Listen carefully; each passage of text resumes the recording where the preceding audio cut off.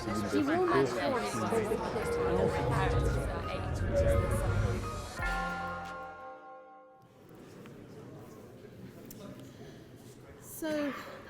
ladies and gentlemen, it gives me very great pleasure as the Principal of St Edmund Hall to welcome you here to the 2020 Geddes Lecture. So this lecture has been held annually since 1998 in memory of Philip Geddes, who was an alum of the Hall. Philip came to the Hall in 1977 to read English, and after graduating he pursued a very successful career as a journalist. First of all, he joined the staff of the London Evening Standard and then the Daily Express. So he was a rising star in the world of journalism, but in December 1983 he was in the Harrods store in Knightsbridge, London, and the orders were issued to evacuate the building. So as a budding journalist, instead of running in the opposite direction, unfortunately for him and for us, he realised there was a story to be had and he went to investigate. And he was killed by a blast from an IRA bomb that was planted just at the floor of Harrods. And this was along with a number of other people, policemen, pedestrians and others. So Philip Geddes was 24 at the time, and as I said, he was a rising star in journalism, so a great loss to everyone who knew him and generations to follow. So at St Edmund Hall we have a tree and a plaque in the garden to commemorate his life, and each year a memorial service is held outside Harrods on the date and at the time that the bomb went off to remember the lives of those who were killed, and there's a plaque there. But a trust was also set up in memory of Philip called the Geddes Trust, with the aim to award prizes to promising students of journalism in the university. And since 1998, we also added to that to bring in an eminent speaker to deliver this annual Philip Geddes Lecture. So the Geddes Trust is made up of a number of superb trustees. Many of them, rather suspiciously, have won the award before, but we'll move on from that. The trust of that, the chairman of the trust is Peter Cardwell, and it gives me very great pleasure to welcome him to the stage to introduce the speaker for this year's annual Geddes Lecture. Peter.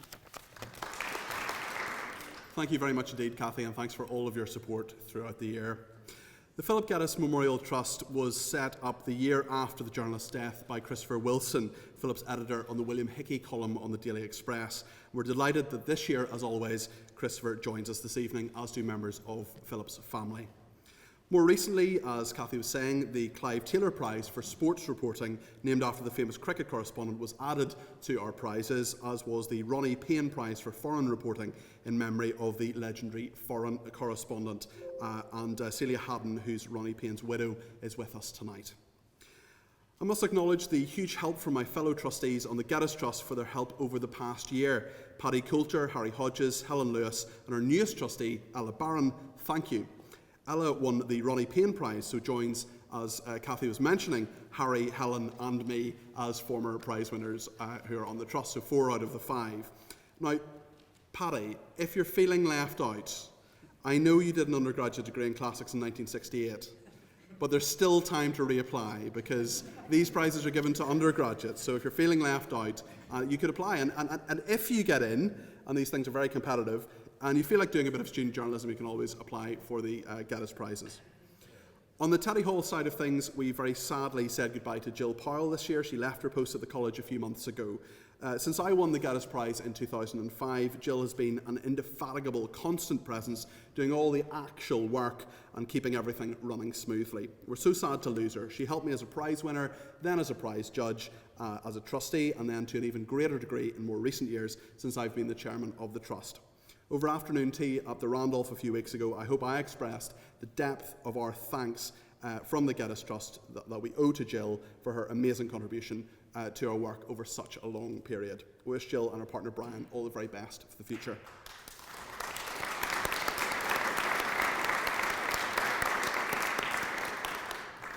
Sue McCarthy, Sally Brooks, Casey Charlesworth and their teams, and of course our Geddes Fellow, Professor Wes Williams at Teddy Hall, have been hugely helpful at many points throughout the year, and thank you to them as well. About a month ago, we held the 5th Geddes Masterclass at Teddy Hall. About 50 students attended the evening event, which involved an excellent workshop on journalistic law by the leading libel solicitor Charlotte Harris of Kingsley Napley, and her colleague Dr. Rosa Mully was there to help as well. And 2 weeks ago, Professor Wes Williams, Harry Hodges and Kate Devlin, who's Chief Political Correspondent of the Times newspaper, joined me for the judging of the Geddes, Payne and Taylor Prizes. Freddie Hayward of St Peter's College is the winner of the Philip Geddes Prize this year for the most promising journalist at the University of Oxford. The judges were very impressed by his breadth of articles, experience already, and potential to be a first-class reporter in a very short space of time, having already written for the New Statesman, the Daily Telegraph, Reuters and others.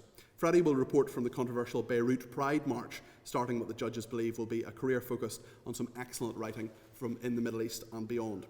Jack Womack of Balliol College is the winner of the Ronnie Payne Prize for Foreign Reporting. Jack's wit, panache and sometimes hilariously poisonous analysis leaps off the page, and Norman Mailer and the Truman Capote were both mentioned at various times in our deliberations. Jack will use his prize funding to go to Louisiana to investigate the effects of an island disappearing due apparently to climate change.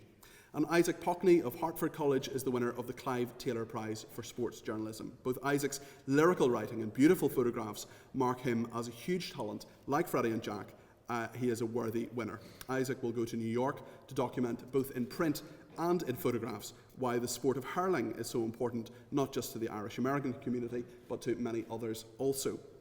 Freddie, Jack and Isaac, well done. We look forward to reading all about your projects when you return. Perhaps the three of you could stand up and we could give you a round of applause.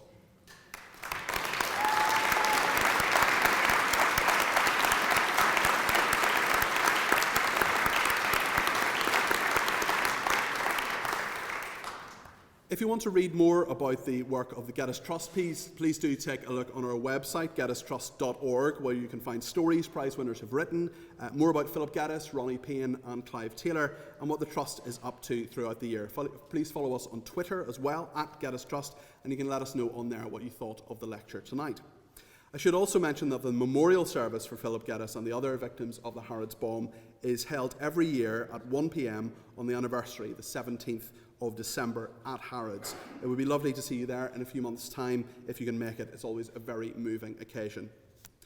Now, I was doing a summer job for the Oxford Student Union, editing a guide for new undergraduates in 2004, when I remembered that Michael Crick was the founding editor of the Oxford Handbook itself. I emailed him at Newsnight, expecting no reply, but instead within a few days came a flawless, inspiring and witty foreword to the handbook, which we were absolutely honoured to publish.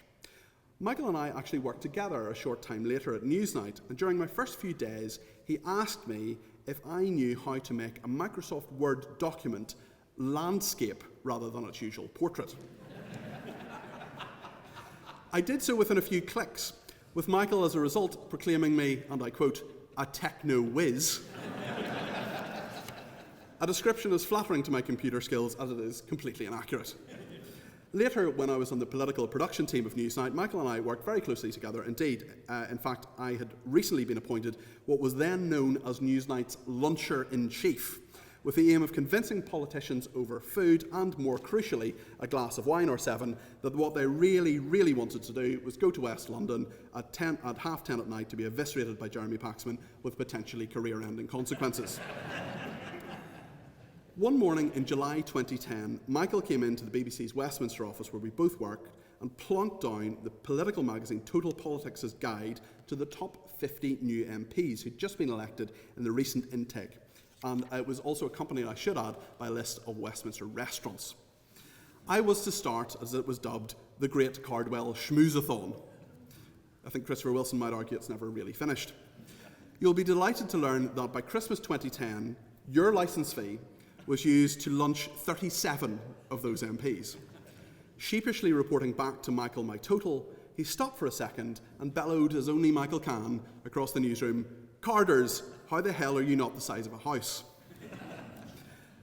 As an Oxford undergraduate, Michael not only founded the Oxford Handbook, but somehow found time to edit Cherwell, found the Oxford and Cambridge Careers Handbook, and was president of the Oxford Union, debating, drinking and hobnobbing with the three future Prime Ministers who were his contemporaries: Benazir Bhutto of Pakistan, Malcolm Turnbull of Australia, and one Terry Brazier, later known as Theresa May.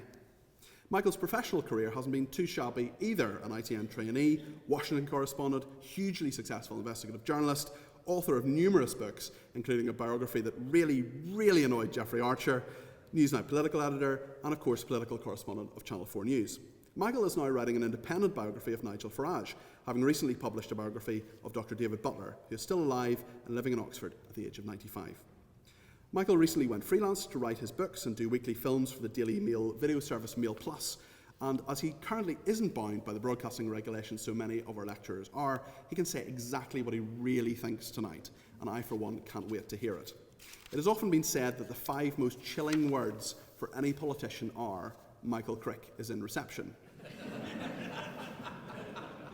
Tonight I am delighted to add 9 more to that, which will instead gladden your heart. Michael Crick is here to give the Geddes Lecture. Thank you very much indeed, Peter, for that typically generous introduction and for inviting me here tonight. You were a superb producer at Newsnight, but what you failed to explain is that you also, when we did the Total Politics exercise, drew up 3 different lists of the new MPs that you'd met over lunch. And you put them into 3 different categories. In the bottom category were the complete bores and party loyalists with 0 prospects who you positively want to avoid in future. People so useless that you'd be better off going to lunch with a Conservative Party press release. The middle category in the Cardwell categorisation was the new MPs who were worth keeping in touch with, as they were clearly going places, but were nervous about saying too much at this stage. And the top list, which I immediately seized upon, of new MPs were those who liked to drink, and another drink, and another drink, liked a good gossip, and would clearly dish the dirt on anyone when necessary, particularly if it was on camera. That was the list that I preferred. And along with another list of the people in the 37 who said that they liked my work.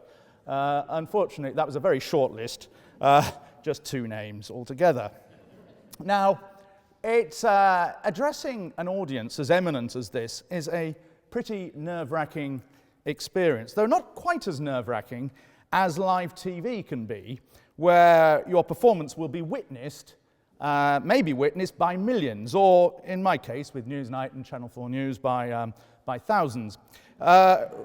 We all recall the famous occasion when Jim Naughtie, on the Today programme, addressed the then Culture Secretary Jeremy Hunt with a C rather than with an H on the start of his surname, and then he tried to pass it off as a spoonerism.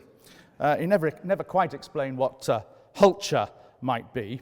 Jeremy Paxman once referred to a 2-year-old toddler as a todger, and only a few weeks ago, my former BBC colleague Joe Coburn discussed whether it was fair for journalists to ask how many children Boris Johnson has. "Is it a legitimate question?" she asked. But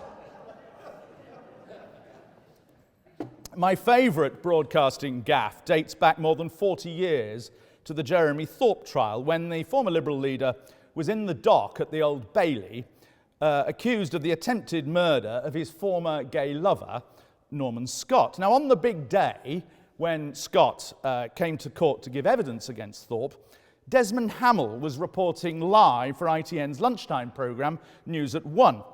Now, this was the most dramatic moment in the trial, Hamill explained to lunchtime viewers. The first time in many years, he said, that Thorpe and Scott had met face to face. I don't know. Maybe it was deliberate or tongue-in-cheek. Now, when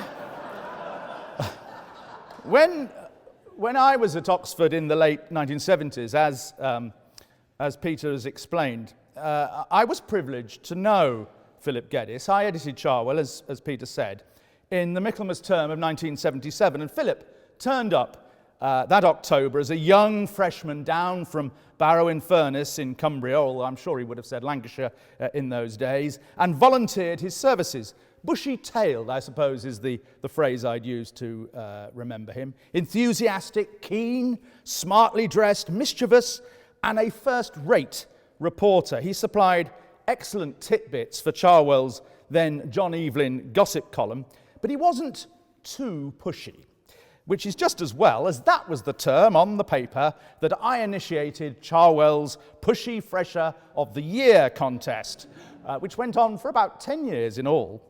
And later it was won, the Pushy Fresher of the Year contest. It was won by a chap called Nick Robinson. Not sure what happened to him. And in another year, I think the following year, in fact, by Darius Guppy, who later went to jail for fraud, having famously enlisted Boris Johnson's help in trying to find the address of a journalist who was investigating Guppy, and Guppy wanted to arrange to be beaten up. Philip was great fun. He enjoyed, as you can see from the photographs, he enjoyed the Oxford social life and dressed with a sense of style at a time when Brideshead was all the rage.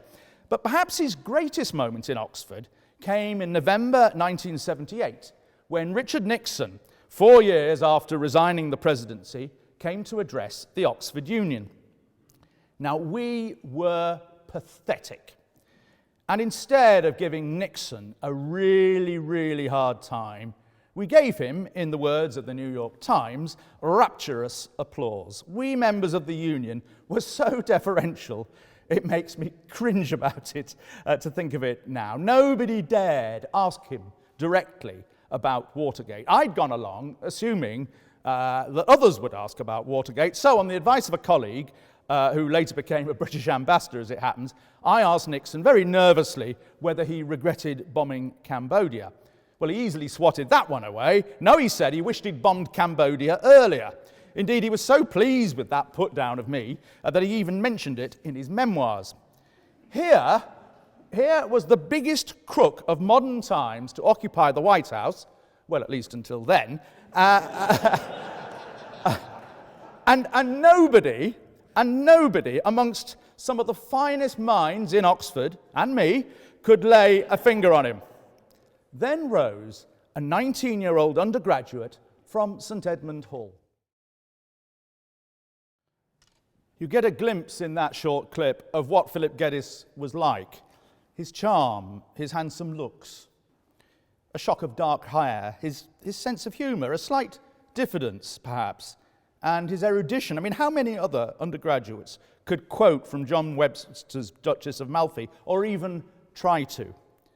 And I screwed it up and I paid the price, said Nixon. It was that quote, of course, which made the headlines the next day. And that exchange is a lesson to all journalists, I think, that the unexpected off-beam question can sometimes provoke the most interesting answers.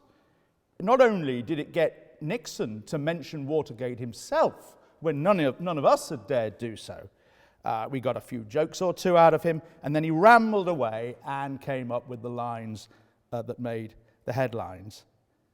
5 years later, of course, as Cathy explained, Philip was one of the 6 people murdered by the IRA car bomb. He was just 24. He would be 60 today. And for me personally, there's a bit of a follow-up. A month ago, I was in Ireland for the general election there, and trying to find the Sinn Féin leader, Mary Lou MacDonald, I went to the Sinn Féin office in northwest Dublin, where I met the sitting Sinn Féin TD for the past 9 years, a former TV repairman called Des Ellis. Only he hadn't just been a TV repairman. This was quite a chilling moment for me. In the 1980s, Ellis spent 10 years in an Irish prison for handling explosives for the IRA.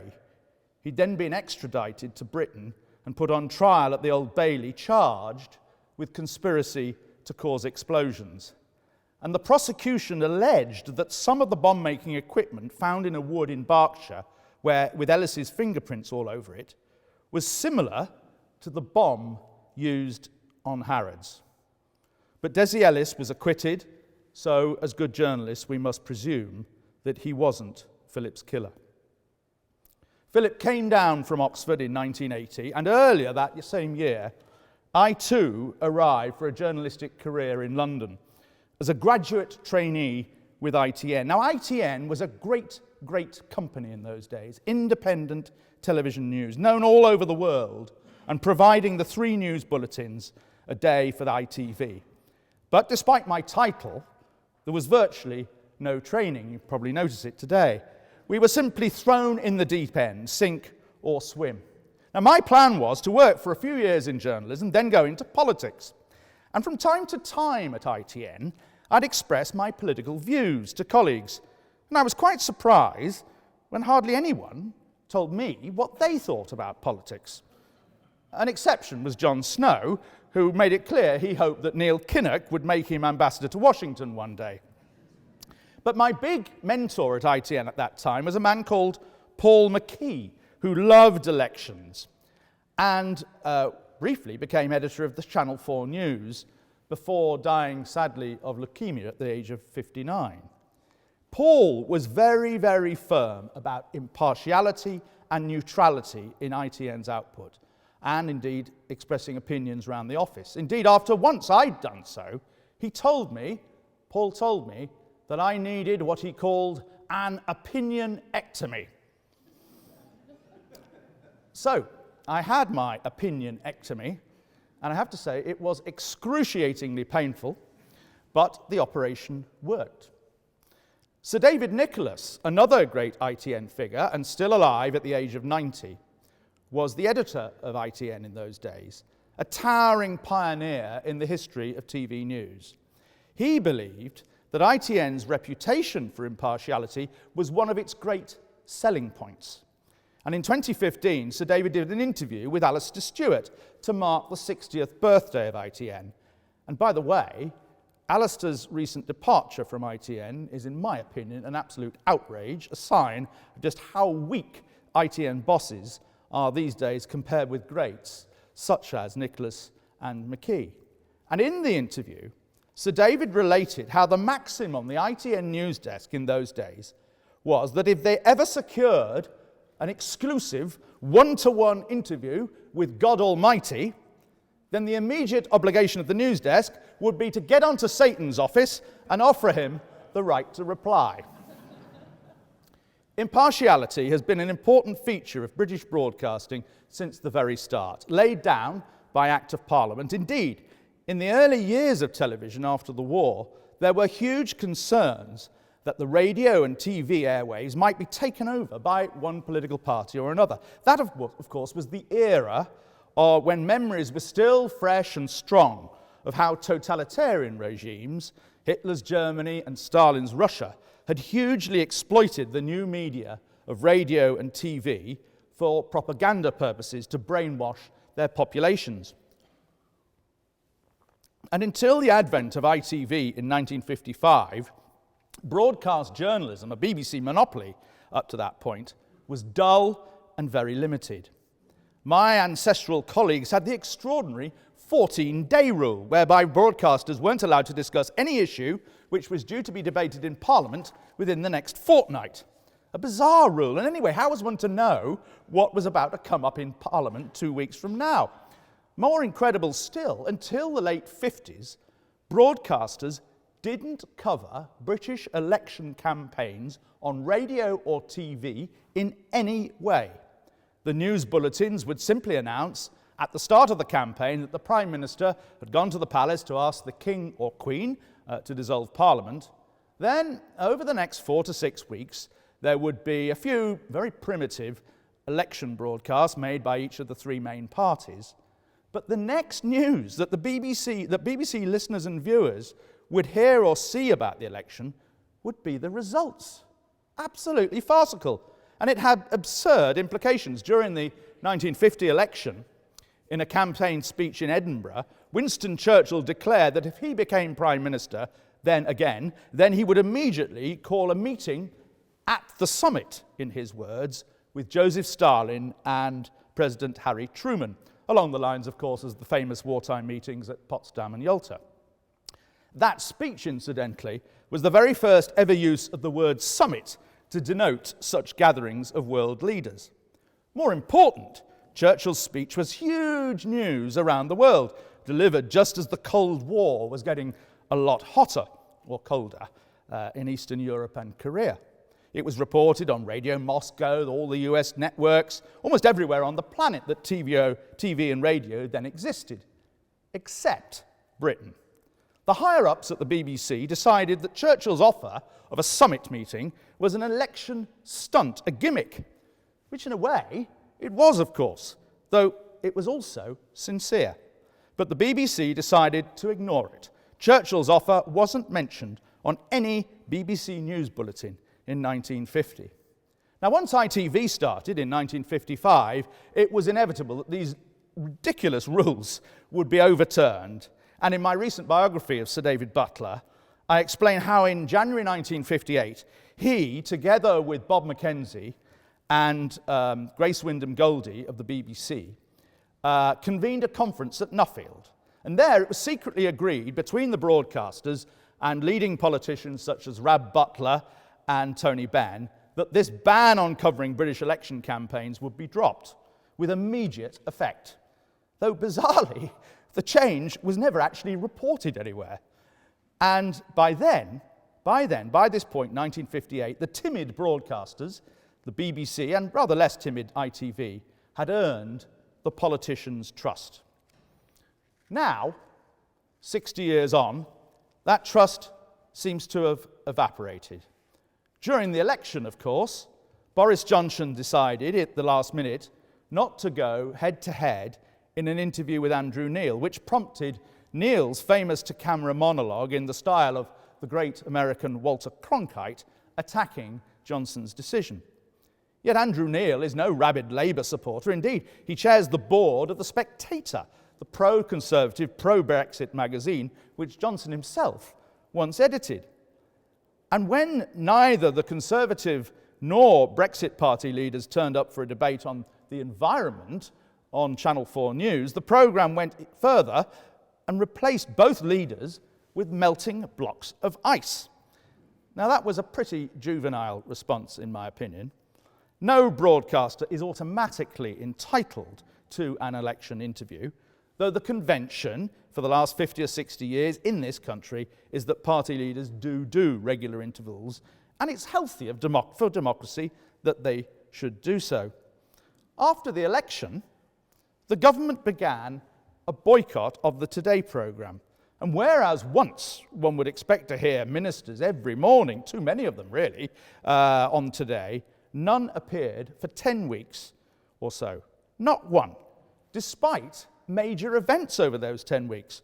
Brexit, of course, floods, new immigration plans, the resignation of the Chancellor, and the resumption of devolved government in Northern Ireland. Only in the last few days has the government stopped its own juvenile behaviour, and ministers have been allowed on Today again, if only to talk about coronavirus. The boycott by ministers of Today only reflects what's been happening elsewhere for much longer. It's a long time since Newsnight got regular cabinet ministers, and they rarely appear on Channel 4 News either. It's partly defensive. Why, as Peter said, would anybody open themselves to embarrassment with difficult questioning from Jeremy Paxman or whoever? But it's also partly a sense of grievance, a growing view in the Conservative Party that the BBC and Channel 4 are hostile to them. There are other grievances too. The Conservatives believe that the BBC is biased in favour of more public spending, that it's institutionally hostile to Brexit, and that its staff and ethos are part of the liberal metropolitan elite. So, for example, they cite the series of programmes which the Today programme, over the last year or two, has been presenting from campuses of British universities around the country. And universities, of course, on the whole, are rather left-of-centre institutions these days and strongly pro-Remain. On some of these grievances, I think the Tories may have a point.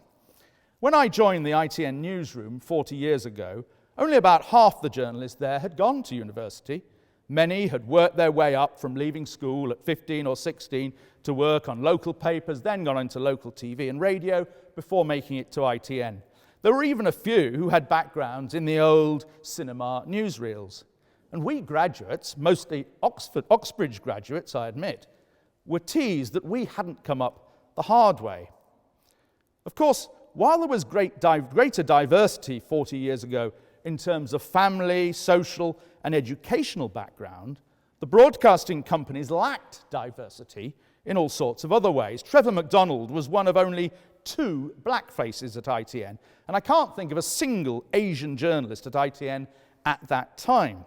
It was only a couple of years since Anna Ford had become the first woman newscaster on News at 10, and ITN had just 4 women news reporters.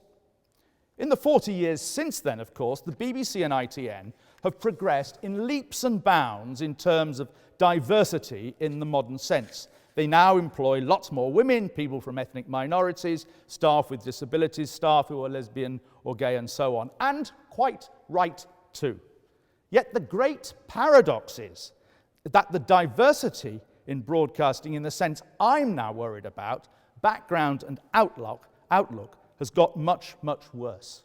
And indeed, the new Culture Secretary, Oliver Dowden, made a very similar point in a speech he made yesterday. Nearly everyone in radio and TV newsrooms nowadays went to university. It's almost mandatory. Even if they were brought up in a mining town in Yorkshire, then went into higher education, they now tend to share the same liberal, left-leaning, metropolitan or urban outlook as everyone else in the newsroom. They hate Brexit, they hate Trump, just as they hated George W. Bush before him. They vote Labour, Lib Dem or Green, and the few who do vote Conservative tend to keep very quiet about it. Quite a few of these journalists are members of these left-of-centre parties, or used to work for them in the past, or worked for liberal pressure groups. Sometimes their spouses or other close relatives are senior figures in the Labour Party or other left-of-centre parties. They read The Guardian. They tend to be hostile to the State of Israel, hostile to the DUP and the Protestants in Northern Ireland. They couldn't imagine that anyone else in the newsroom supports tighter controls on immigration or on abortion, or that there might be a case for capital punishment. And of course, broadcasters in recent decades have been strongly pro-EU. There was an assumption that Europe was a good thing, and that not enough questioning, and there wasn't enough questioning as to how it might be going wrong for Britain, and certainly very few questions on whether it might be better for Britain to leave the EU. But then, to be fair, there were, at that time, very few elected politicians who held that view themselves. Very few politicians who held that view themselves 5 years ago. And Eurosceptics, or even the odd person who questioned our membership of the European Union, were treated as cranks and rarely invited to express their concerns on the airways. In the early noughties at Newsnight, and then in the teens at Channel 4 News, I was one of the first people to take UKIP seriously as they started to do well in by-elections, much to the dismay of some of my friends and colleagues. Not only could these friends and colleagues not see that UKIP represented a growing tide of Euroscepticism from the British public, encouraged by the financial crisis and large-scale immigration, but some people thought it wrong to give UKIP a platform at all, to give them a voice, or to encourage their growth. Some colleagues thought that UKIP was racist. I didn't. And I believe firmly it's not our job as neutral, impartial broadcasters to suppress legitimate minority viewpoints. It's our job to give them an airing and to test them. That is democracy. And if the European Union and the European project was such a good idea and were a great success, they need have nothing to fear from rigorous challenge by Eurosceptic points. Indeed, I would argue that the lack of such public debate over the last 10, 20 or even 40 years, and the reluctance by the pro-European side to make the case for Europe, allowed Euroscepticism to thrive, with disastrous consequences for those who believe in the European project. After the 2016 referendum, a lot of pro-Remain people, liberals, people on the left, friends of mine, were very upset with us broadcasters. They blamed us for the result, though it was the BBC, as ever, that was attacked most by the Remain side. This seemed especially ludicrous to me, and I voted Remain, This seemed ludicrous to me, given that Mark Thompson and other senior BBC figures from recent years had publicly said that the corporation took too much of a pro-European position in the years ahead of the referendum. And the argument by some Remainers, though, is that during the referendum, we were often wrong to give Brexit views equal billing.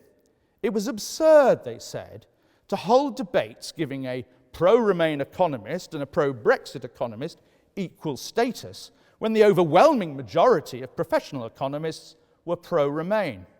And because we'd bent over backwards to create this false balance, they argued, giving the impression that the arguments were 50-50, the referendum was lost. That was a case put forward to me by some Remainers. And I couldn't disagree more. First, we broadcasters were obliged, under the Ofcom rules, to hold balanced debates. We couldn't simply say, well, this pro-Brexit economist holds a minority review within his profession, and therefore he'll get half the airtime of this pro-Remain economist. Second, pro-Brexit economists may be a minority, but they're not that rare. Preparing this lecture, I quickly tried to think of 10 of them, and soon ended up with a dozen: Patrick Minford, Graham Leach, Ruth Lee, Paul Ormerod, Roger Bootle, Tim Congdon, Liam Halligan, Gerard Lyons, David Blake, Warwick Lightfoot, Kevin Dowd, and the former Governor of the Bank of England, Mervyn King. You can probably think of others as well. And in any case, debating and adjudicating complex arguments can never be a straight matter of the numbers on each side. And we all know perfectly well that often the majority of experts can get it wrong. Nearly 40 years ago, 364 academic economists wrote a famous letter to the Times in which they forecast that Margaret Thatcher and Geoffrey Howe's famous 1981 budget would only worsen the recession. In fact, the economy suddenly picked up from that point with many, many years of continuous growth. Though to be fair to the 364, unemployment did carry on rising for several years. Similarly, in the late 1980s, most mainstream economists argued Britain should join the exchange rate mechanism. And when we did join, that proved a disaster, though the economists will no doubt say we joined at the wrong rate. Later, in the late 90s, of course, many of the same mainstream economists argued that Britain should join the euro, a view which would not have got much support amongst economists over the last 10 years, and now isn't really an option anyway. The job of broadcasters is to test and challenge those views, be they minority views or majority views. And I'd argue that in healthy discourse and exploration, a little bit more generosity in giving space should be allowed for the minority view, for the unorthodox, the seemingly maverick, for the cranky. For the history of civilization is a story of today's minority view often becoming tomorrow's orthodoxy, from the early Christians to Copernicus and Galileo arguing the earth wasn't the center of the universe, from those campaigning against the slave trade to Darwin's theory of evolution. I can picture it now, the Newsnight office back in 1632. Hey, I've got this bonkers scientist in Pisa on the phone. He says he's called Galileo. He reckons the earth goes round the sun. Apparently the Pope's right pissed off about it. Let's get him on the show. Yeah, says a Newsnight colleague, but hardly any other respectable scientist support his outlandish ideas. They go against the Bible. Anyway, we'd have the church on our backs again. And I'm not sure we can get a satellite up in time.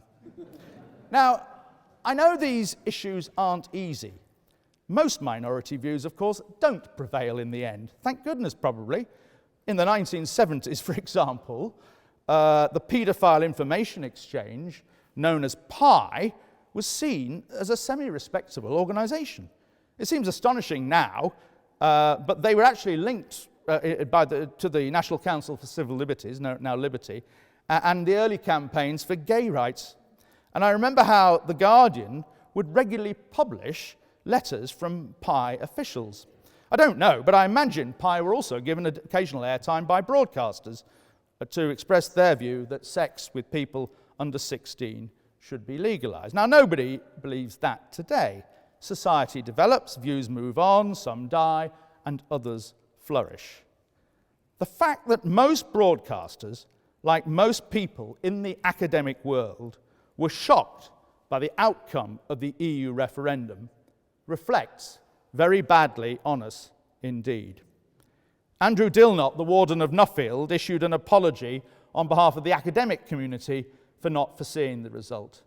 Similarly, the other day on Desert Island Discs, the long-standing head of news and current affairs at Channel 4, the great Dorothy Byrne, said the referendum showed we don't understand parts of our own country. And Dorothy is right. And it's no wonder, given who most of the broadcasters are and where they come from. At the time of the referendum, I was only aware of two journalists in the Channel 4 newsroom who openly said that they'd voted for Brexit. That's 2 out of perhaps 60 or 70. One of those was a left-leaning Brexiteer. The other, I'm told, subsequently regretted his vote anyway. 2 out of 60 or 70 is terribly unhealthy. And I imagine the figures on Channel 4 News would have been almost as skewed on Newsnight or Today at the BBC. Of course, there may have been some people who voted Brexit on those programmes, but were too scared to say so, which in a way is even worse. No wonder we got it wrong when we were overwhelmingly Remain supporters, people from middle-class, liberal, university, metropolitan backgrounds, people who rarely visited places such as North East Lancashire or Lincolnshire or the former coalfields, where voting Brexit was the culmination of decades of growing disillusionment with the broadcasting establishment, with the political establishment, and the broadcasting establishment too, to some extent. But it wasn't just a matter of culture. I've witnessed some senior figures in broadcasting who, after the referendum, argued that we should not just keep challenging the case for Brexit, which was still our duty, I would argue, but they felt we should try to stop it altogether, engage in a sort of political crusade, if you like, despite the Ofcom rules, despite the obligations placed on us by Parliament.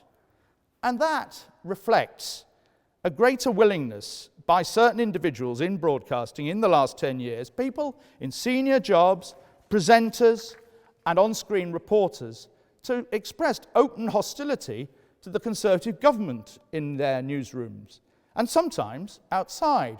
The advent of social media gave presenters and reporters new outlets, and Twitter especially, outlets to express themselves, and often their guard would drop late at night and they'd let slip their views, perhaps by drawing attention to some other argument made on Twitter that they supported, or by the occasional word here and there.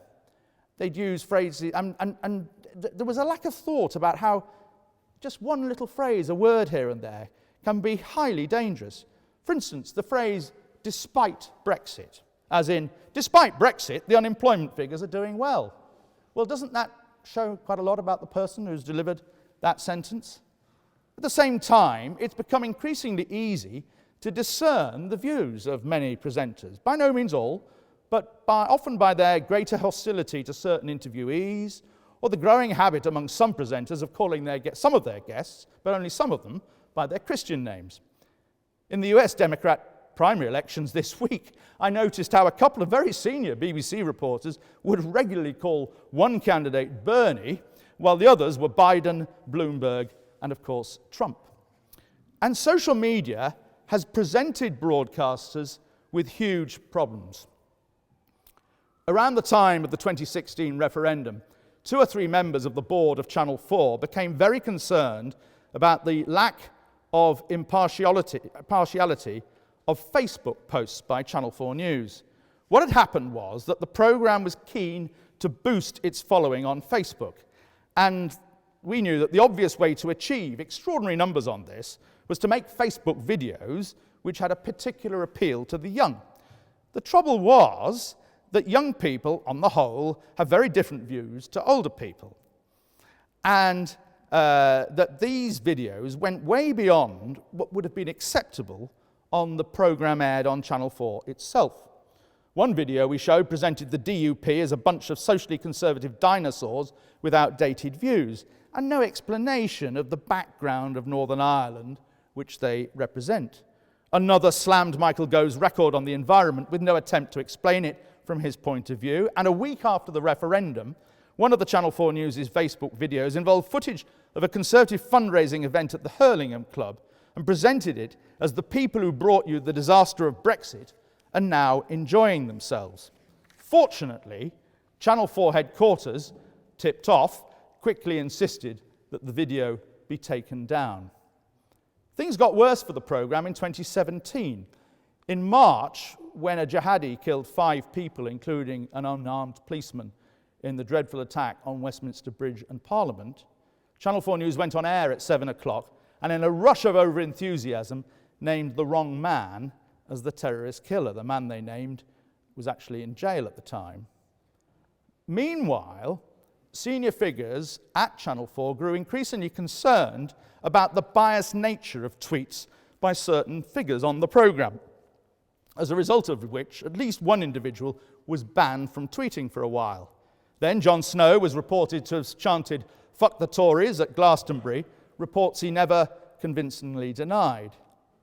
And so, amid great secrecy, the Channel 4 board commissioned Richard Sambrook, the former head of BBC News and now Professor of Journalism at Cardiff University, to carry out an investigation into how the Westminster Bridge gross mistake had happened. And the Channel 4 board tacked onto his inquiry their concerns about political bias on the programme. Sambrook visited the Channel 4 newsroom, but ordinary staff weren't really told what he was doing there, beyond that he was doing an academic study into how newsrooms work. Professor Sambrook's report mainly concerned Westminster Bridge, and he hadn't much time to consider the bias problem, though I was able to speak to him about my concerns. His report was never made public, though some of his conclusions on the bias issue have been made known to me. Sambrook said that there was too much of a uniformity of editorial attitude and approach in the Channel 4 newsroom, and he observed that, quote, most of the senior staff appear to be from the same cloth editorially. Now that, of course, chimes exactly with my own experience, and indeed with what the Culture Secretary said this week about the BBC. Sambrook made several recommendations to counter this bias, though I don't think he himself ever actually used that word. He recommended greater editorial diversity in the newsroom, and even suggested what he called a senior countercultural appointment, who might be either a presenter or a behind-the-scenes figure, editorial figure at a senior level, by which I take him to mean someone who voted Brexit and someone sympathetic to the Conservatives. The trouble is that that change, I think, might be too crude. A resident Conservative or resident Brexiteer would become a figure of fun in the newsroom, or worse, an object of hostility. And one person, even if senior, might not make much difference. Unfortunately, both Channel 4 and senior management at ITN, the company which makes Channel 4 News, ignored what Sambrook said, and there were major changes at positions in Channel 4. Jay Hunt, who shared my concerns, left, along with David Abraham, the chief executive, and the problems don't seem to have been addressed by their replacements. Nor was anything done by John Hardy, the then chief executive of ITN, though Hardy too was concerned.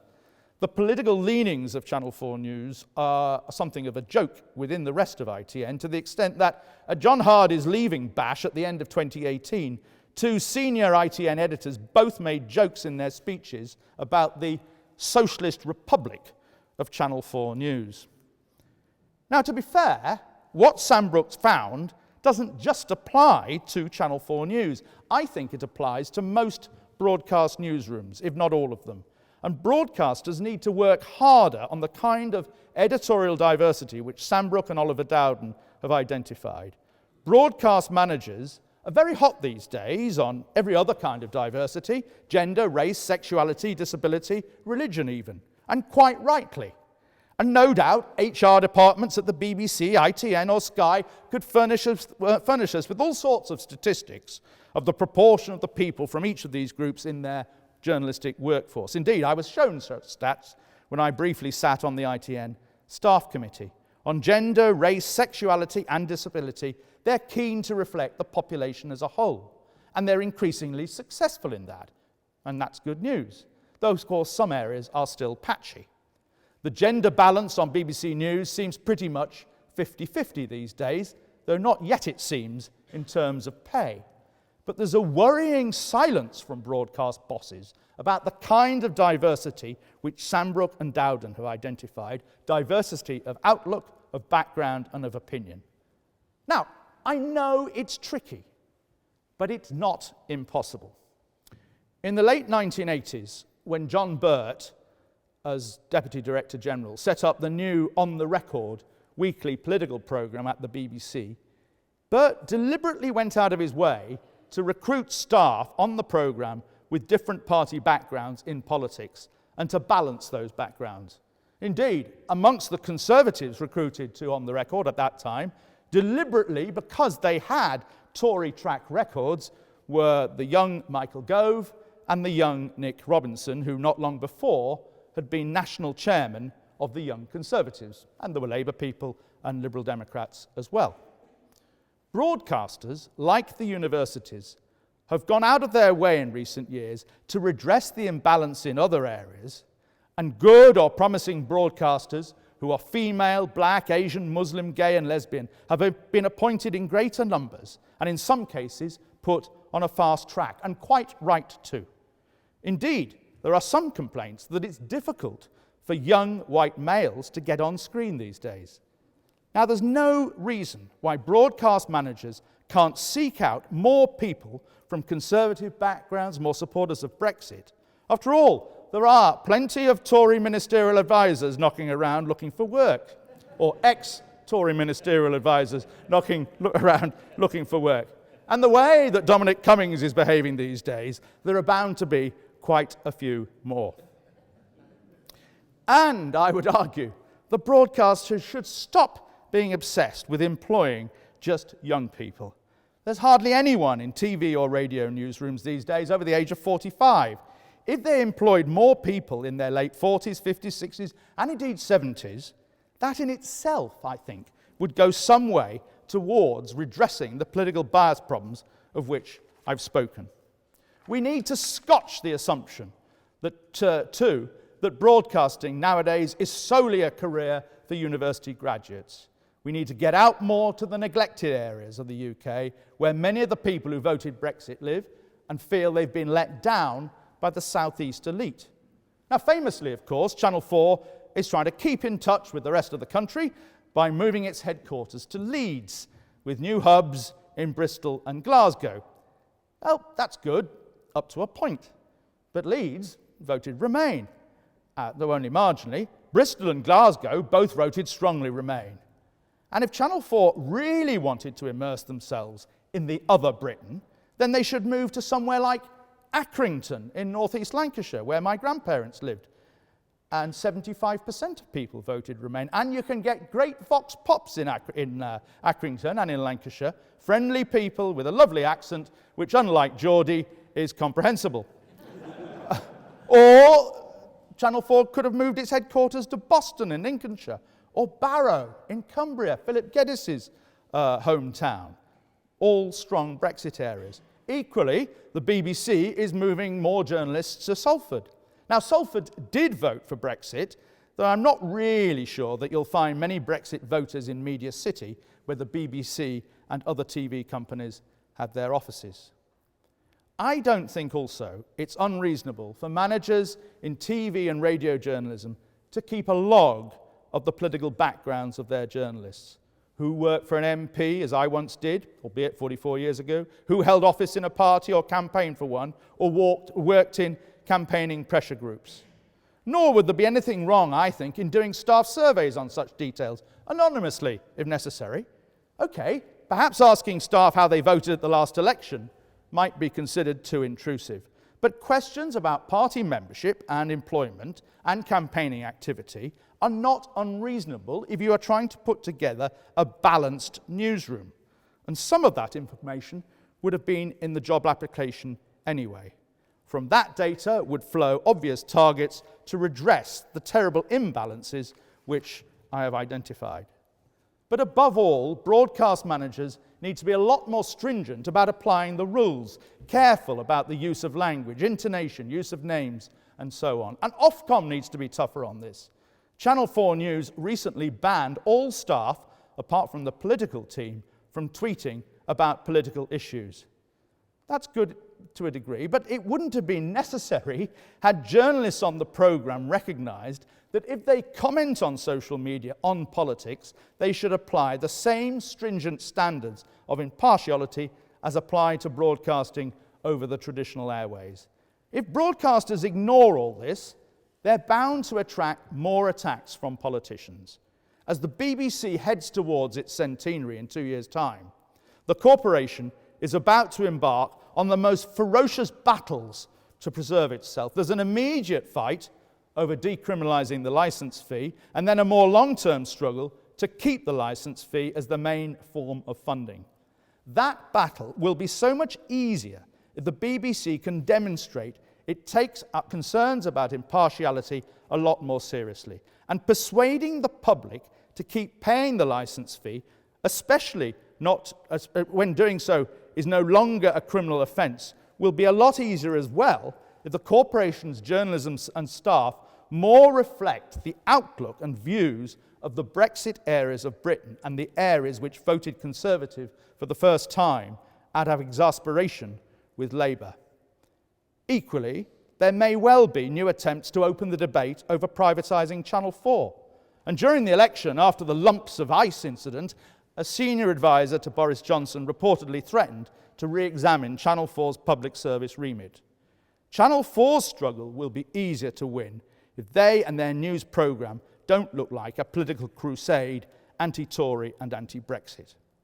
The alternative, ladies and gentlemen, would be to abandon impartiality in broadcasting and become more like America, where during the Reagan presidency, the Federal Communications Commission, the FCC, dropped the long-standing fairness doctrine, which obliged all broadcasters to apply fairness in matters of politics and controversy, a bit like Ofcom's due impartiality requirement.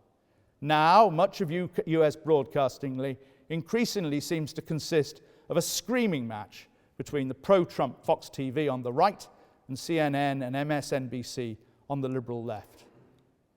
In both Britain and America, broadcasting impartiality was partly introduced because there were limited airwaves, and so broadcast licenses were a sort of public asset. Now, of course, anyone can set up a TV or radio station on the internet or on YouTube or by putting out podcasts.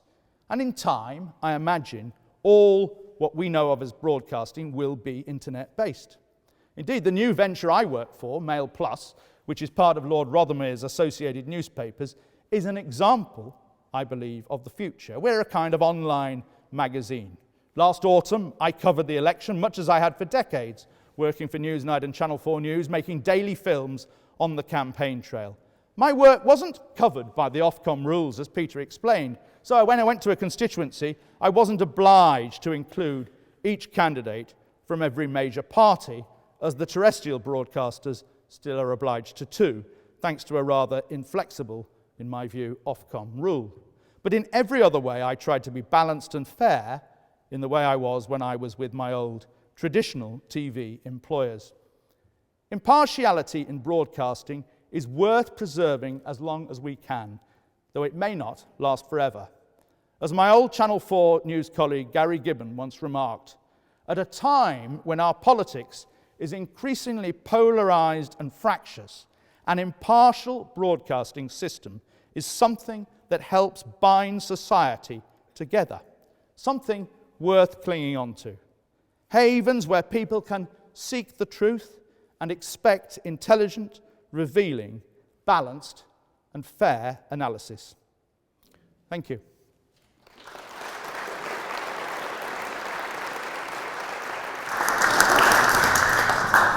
Well, Michael, I'm not going to be impartial. That was a brilliant lecture. Thank you so much for a really insightful and thought-provoking lecture, which is going to stay with me for a very long time.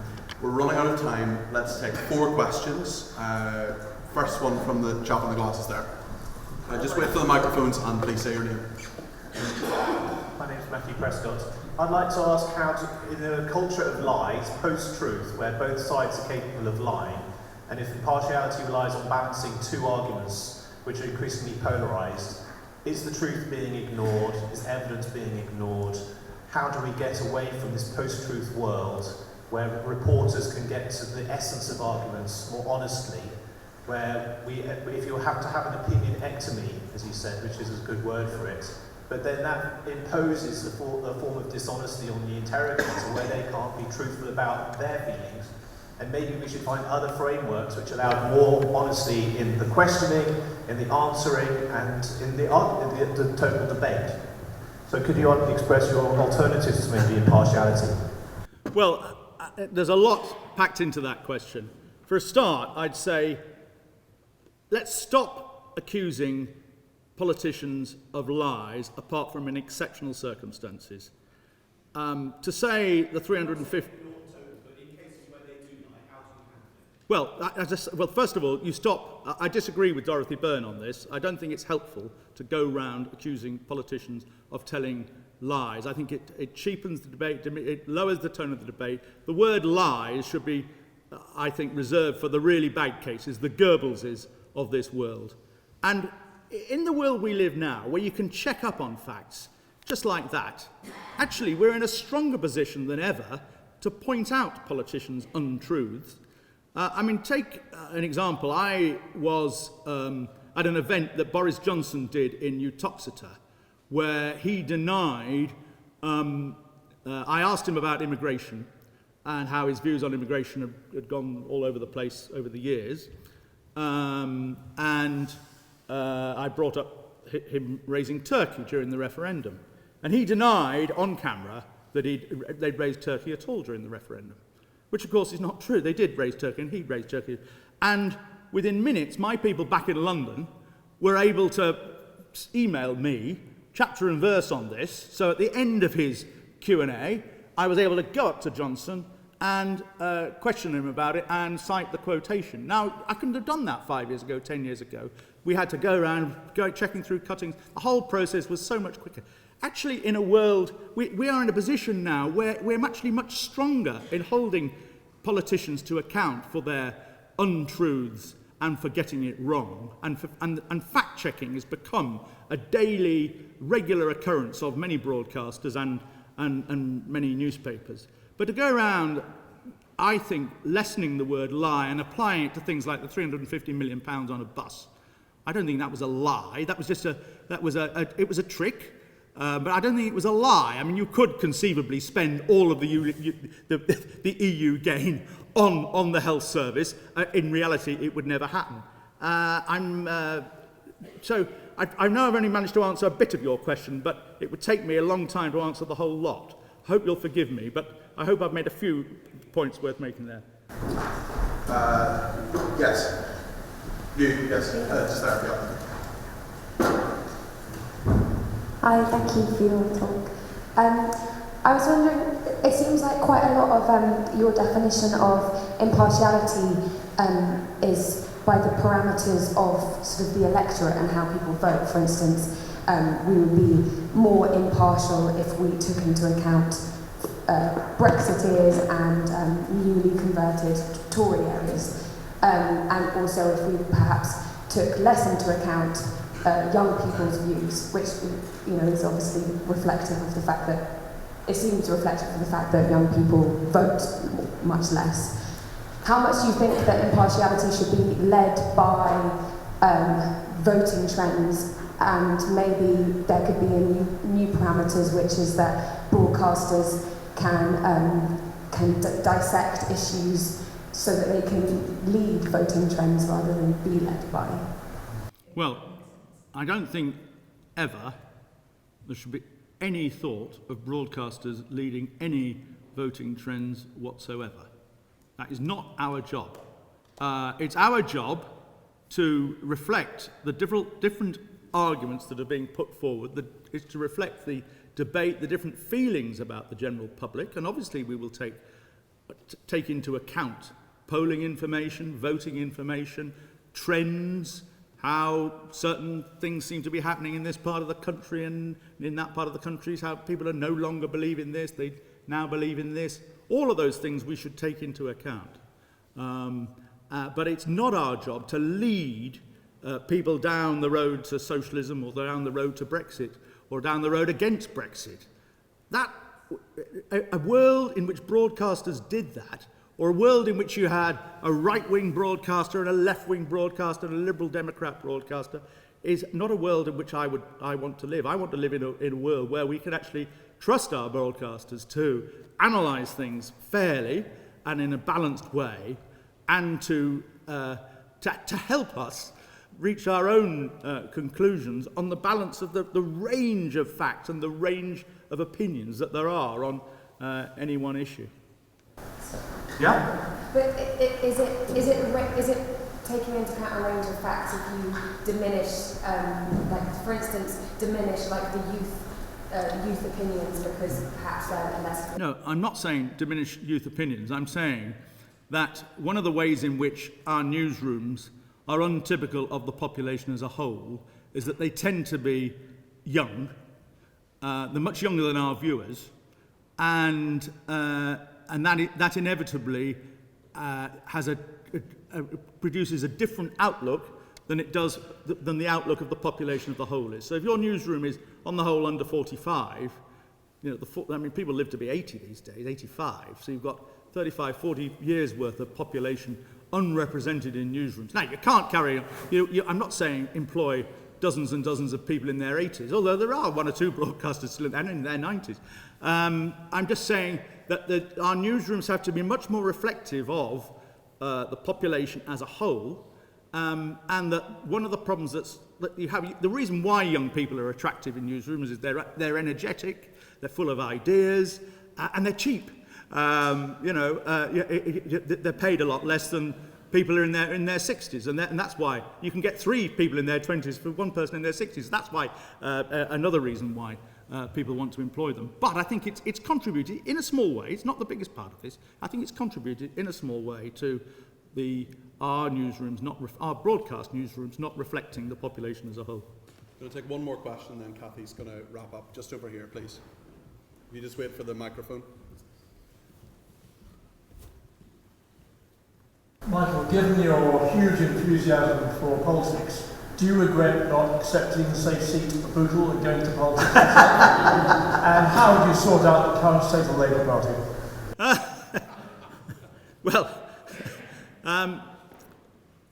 In 1990, when I was, 32, I was approached about possibly being the Labour candidate for a by-election in Bootle. And I was a big Labour supporter in those days. And I'm ashamed of the fact that I was a member of the Labour Party whilst working in broadcasting, and I don't think that's right, really, now. And it was always my ambition to go into politics during the first 10 years that I was in broadcasting. And that actually changed the way I did stories. I sort of was not as hard on Labour as I should have been, because I was a bit worried about how it might affect my career. And indeed, somebody rang me up once and said, well, you're hoping to be a Labour MP. Well, that programme you've just made, that's the last, don't forget it now. No way you're going to become a Labour MP, which actually happened after the Bootle incident. The Bootle thing was a turning point. After that, I knew I wasn't going into politics. I wasn't going to become an MP or a minister or even Prime Minister. And I was liberated after that to be equally horrible to all of them or equally nice to all of them. And so it was a turn. So I don't regret it. Occasionally, if I see, one of my Oxford contemporaries in politics, I think, gosh, he does have the power to make decisions and improve people's lives a bit. But overall, no, I'm glad I didn't do it. How do you resolve all the Labour Party's problems? Well, that is the subject of a whole evening, I'm afraid.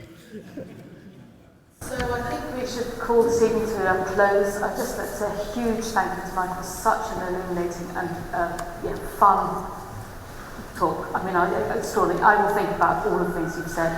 And many of the issues you're talking about are exactly those sort of issues we're also addressing right now in terms of diversity across the university. And I also want to say a huge thanks to Peter for chairing it so beautifully, and to the Geddes Trust for all that you do. It's very much appreciated. And all of us here for taking forward the memory of Philip in such a fantastic way. So thank you very much. Thank you.